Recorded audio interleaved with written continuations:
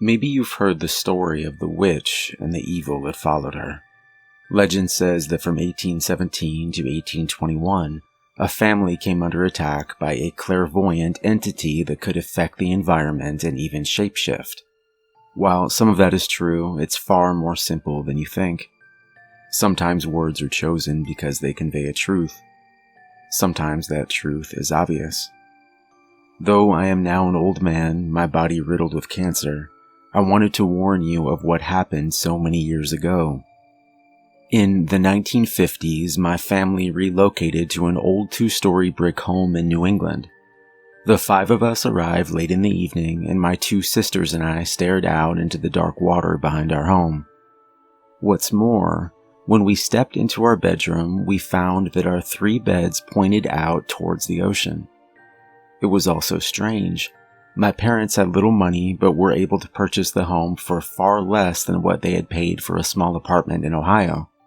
As my mother entered the bedroom behind us, her surprise was real as well. "I didn't realize the home would be furnished. What lovely little beds," she said. She tucked us into our 3 beds overlooking the ocean, kissed us on our foreheads, and shut the door quietly. We immediately sat up and looked out into the ocean. "Think we'll see a shark?" Sarah asked. "Course we will. It's the ocean," I replied confidently. My 2 younger sisters smiled, looking over at me in wonder. They always thought I would protect them. But I couldn't stop what was coming, and none of us were ready for what happened next. That night, we fell asleep easily from the long journey until we heard the noise. The soft ding of a bell awoke us from our slumber. "Did you hear that, John?" Emma asked quietly. "Yes." Gazing down at the black water, we were lost for words. There was a luminescent figure which appeared to stand on the surface of the water. As our eyes adjusted together, we saw that it was a woman. She was smiling warmly, and as she drifted closer, we realized that the sound we had heard was from a bell she was holding. Her graceful hand moved in the wind, and I heard the noise again. She floated even closer, her eyes now locked hypnotically with my sister Sarah. And then she was gone. I didn't have a chance to wake my parents because the next thing I knew, I was in a deep sleep. Upon awaking, I was greeted to the somber eyes of my father staring down at me.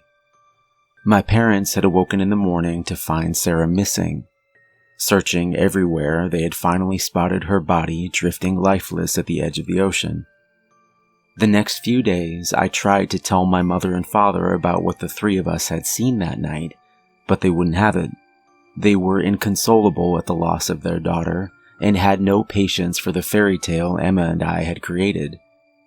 Sarah was buried 3 days later, but it wouldn't be the last time I saw her.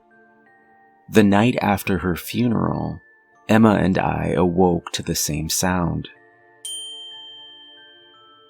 We shot up in bed and stared down into the deep waters.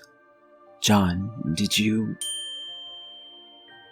My sister was interrupted by the second recurring noise piercing the air. I like to think that I would have had the sense to warn her to cover her ears, if not for what happened next.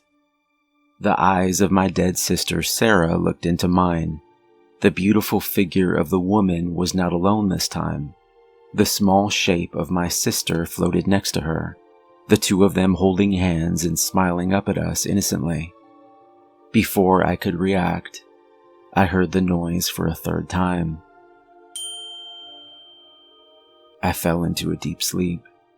When I awoke in the morning, it was to my mother screaming, "Where's your sister?